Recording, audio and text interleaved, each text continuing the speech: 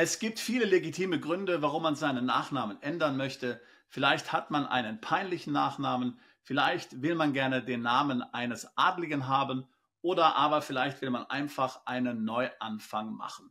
Egal was es ist in Deutschland sehr schwer, den Nachnamen zu ändern, sehr einfach dagegen in England oder Irland. Davon kannst auch du profitieren und darüber wollen wir in diesem Video sprechen. Es gibt schreckliche Nachnamen in Deutschland. Ich zitiere mal hier aus einer Liste der sogenannten 100 lustigsten Nachnamen. Hier sehen wir Kotzer, Krautwurm, Kutzmaul, Lederhose, linke Hand, Lochstampfer, Fick, Müschelknauz, Möse, Mösenfechtel, Mückenhaupt, Nimmerfroh, Nasswetter und so weiter und so fort.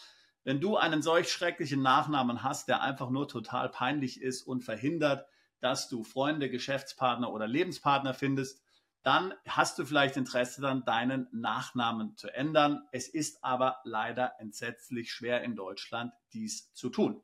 Es gibt aber auch noch ganz andere Gründe, den Nachnamen zu ändern. Vielleicht hast du eine neue Identität, vielleicht möchtest du dein Geschlecht gerne ändern und möchtest daher nicht nur den Vornamen ändern, sondern komplett einen neuen Nachnamen haben, inklusive den Nachnamen.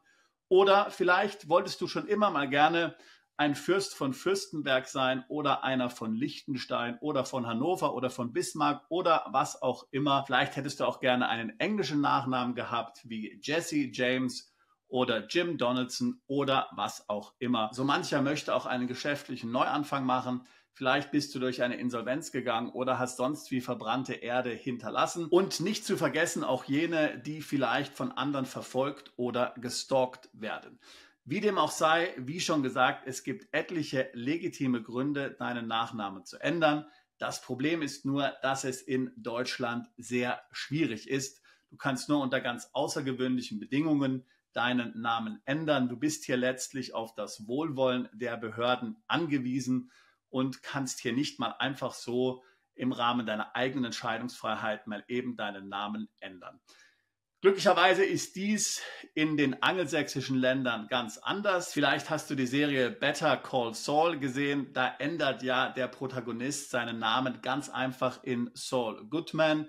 Das ist tatsächlich auch in anderen angelsächsischen Ländern wie Irland oder England möglich. Und das Beste ist, wenn du diese Namensänderungen in einem EU-Land, zum Beispiel in Irland, durchführen lässt, während du dort lebst, dann muss diese Namensänderung auch nachträglich in deinen deutschen Papieren dann berücksichtigt werden. Das heißt also, mal angenommen, du lebst nun in Irland und änderst deinen Namen auf Fürst Ulrich von Bismarck, dann muss dein deutscher Pass abgeändert werden auf Fürst Ulrich von Bismarck, genauso wie dein deutscher Führerschein, deine deutschen Bankkarten, Kreditkarten und alle anderen öffentlichen Dokumente, die deinen Namen zieren. Jetzt könnte man sich natürlich fragen, warum machen es die Iren, die Engländer oder die Amerikaner es so einfach, den Namen zu ändern? Es gibt in diesen Ländern eben einen anderen Freiheitsbegriff und Freiheit wird dort eben auch so verstanden, dass jeder seinen Namen ändern können muss. Es ist nicht so,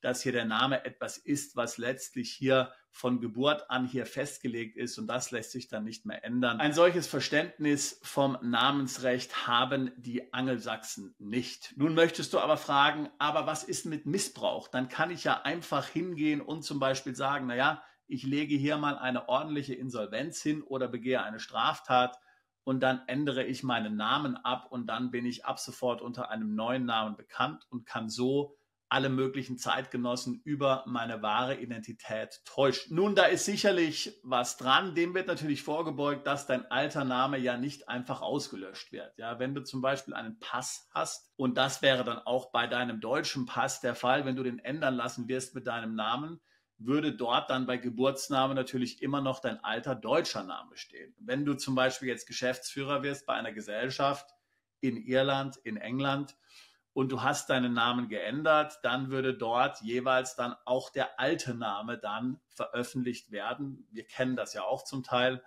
Bei Damen in Deutschland unter Mädchenname würde eben dann der Geburtsname dort jeweils auch veröffentlicht werden, beziehungsweise andere Namen, unter denen du früher bekannt warst. Also bei wichtigen Dokumenten, wird dann durchaus schon hier dokumentiert und protokolliert, wie du früher geheißen hast. Das heißt, wirklich für den tatsächlichen Missbrauch eignet sich natürlich eine solche Namensänderung nicht. Es geht hier eher eigentlich um eine Frage des Lifestyles. Es geht darum zu sagen, ich habe ein Selbstbestimmungsrecht, ich kann selbst bestimmen, wie ich heiße, ich kann mich nicht mehr mit meinem alten Namen identifizieren. Ich möchte gerne einen neuen Namen haben, vielleicht für diesen Lebensabschnitt, vielleicht auch wegen der Gründe, die ich vorhin genannt habe. Man ist vielleicht schon mal auf die Nase gefallen, man hat vielleicht etwas Traumatisches erlebt, man möchte eben aus dieser Identität irgendwie herausschlüpfen. Wie ich es schon gesagt habe, in den genannten Ländern ist dies komplett legitim. Was muss man nun machen, um dort den Namen zu ändern? Nun, wie gesagt, es ist eigentlich relativ einfach. Man muss nun nicht irgendwo einen Antrag stellen. Die Behörde muss dann nicht prüfen, etwa, ob sie nun dieser Namensänderung zustimmen will oder nicht.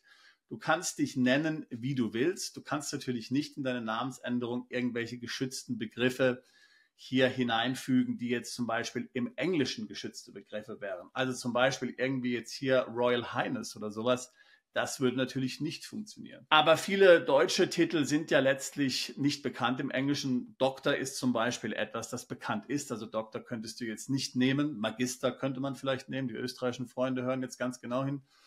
Aber natürlich viele akademische Titel sind auch in anderen Ländern bekannt. Das heißt, das würde so nicht funktionieren. Das würde als Teil des Namens auch nicht akzeptiert werden. Aber alle anderen Namenskomponenten werden natürlich hier komplett akzeptiert. Du kannst dich auch Mickey Mouse nennen, wenn du möchtest, ja, oder Donald Duck oder sowas. Also hier sind der Fantasie nun tatsächlich keine Grenzen gesetzt.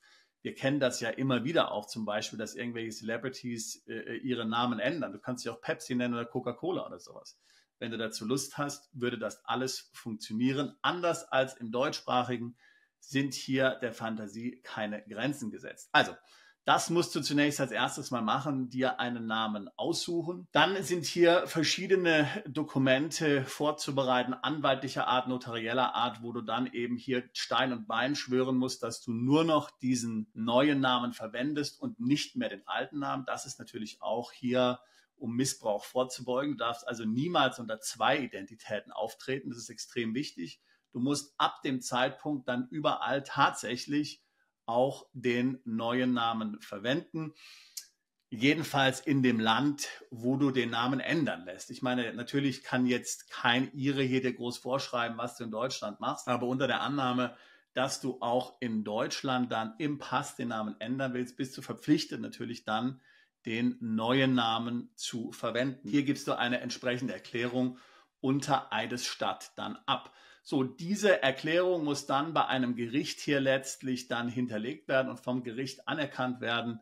Und dann ist der Prozess auch schon beendet. Du kannst dann letztlich mit dieser Namensänderung, mit dieser gerichtlichen Bescheinigung zur Namensänderung nach Deutschland gehen und auch dort deine Dokumente ändern lassen. Dieser Punkt, wie gesagt, der letzte Punkt, funktioniert tatsächlich nur, wenn du zu der Zeit wirklich in Irland gewohnt hast. Ja. Irland nehmen wir jetzt als Beispiel hier als ein EU-Land an. UK ist ja leider nicht mehr in der EU. Dort ist die Namensänderung noch einfacher, aber da es nicht mehr zur EU gehört, wäre eine Namensänderung in UK oder USA so ohne weiteres nicht in Deutschland gültig, beziehungsweise würde nicht in den deutschen Pass übernommen werden.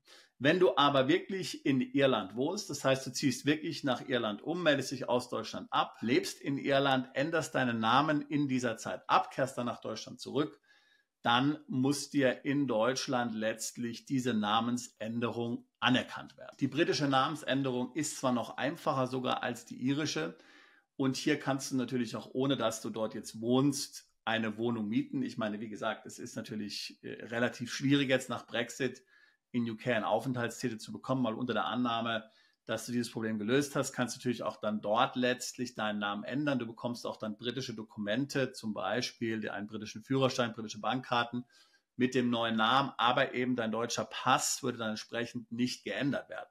Ziehst du dann in ein anderes Commonwealth-Land um, ich sage mal zum Beispiel Kanada oder Bahamas oder sowas, würde natürlich dann auch dort letztlich dann hier der Name dann in den Dokumenten angepasst werden. Nimmst du eine solche Staatsbürgerschaft in einem solchen Land an, kannst du dann auch die Namensänderung aus UK dort dann mithin übernehmen.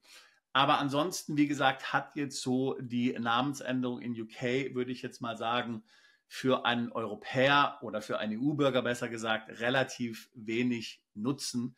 Denn wie gesagt, in deinen Dokumenten kriegst du es nicht aktualisiert, während das in Irland eben aufgrund des EU-Rechts tatsächlich funktioniert. Für den ganzen Prozess, also für die Namensänderung in Irland oder in UK, würde ich insgesamt 4 bis 6 Wochen rechnen, bis dann tatsächlich alles anerkannt ist. Wie gesagt, die Vorbereitung musst du natürlich auch entsprechend treffen. Also du müsstest natürlich erst dorthin umziehen, immer unter der Annahme, dass du die Namensänderung später in Deutschland oder Österreich natürlich anerkannt haben willst. Wichtig ist hier letztlich bei dem Umzug zu verstehen, die Iren nehmen das gar nicht mal unbedingt so genau oder die Briten, aber eben die Behörde in Deutschland, in Österreich wird es dann sehr genau nehmen. Wenn du dann deinen deutschen Pass, deinen österreichischen Pass anpassen willst auf den neuen Namen, werden die ganz genau hinschauen, hast du zu der Zeit wirklich in Irland gelebt, müssen wir diese Namensänderung in die deutschen Dokumente aufgrund des EU-Rechts übernehmen.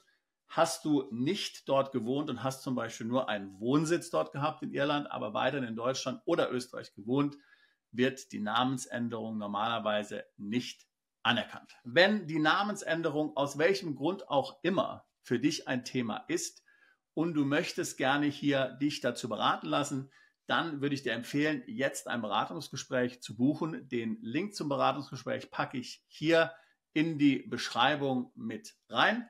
Wir helfen seit 20 Jahren Mandanten dabei, im Ausland zu leben, ins Ausland umzuziehen, ihre Steuerlast zu optimieren, manchmal auch den Namen zu ändern. Das ist für den einen oder anderen Mandanten durchaus ein wichtiger Punkt, einen richtigen Neuanfang zu machen. Es würde mich freuen, auch dich zu unserem Mandanten zählen zu können. Ich freue mich, mit dir zu sprechen. Bist du Unternehmer, Freiberufler oder Investor? Zieht es dich schon lange ins Ausland? Mach heute den ersten konkreten Schritt in eine Zukunft mit mehr Geld und mehr Freiheit. Buche ein Beratungsgespräch mit Sebastian und seinen Kollegen. Unsere Kanzlei unterstützt Mandanten wie dich dabei, deine Steuerlast legal zu reduzieren, Vermögen aufzubauen und zu schützen und deine persönliche Freiheit zu maximieren. Profitiere jetzt von unserem Fachwissen und unserem Netzwerk. Gehe zu mandatierung.com und werde Mandant unserer Kanzlei.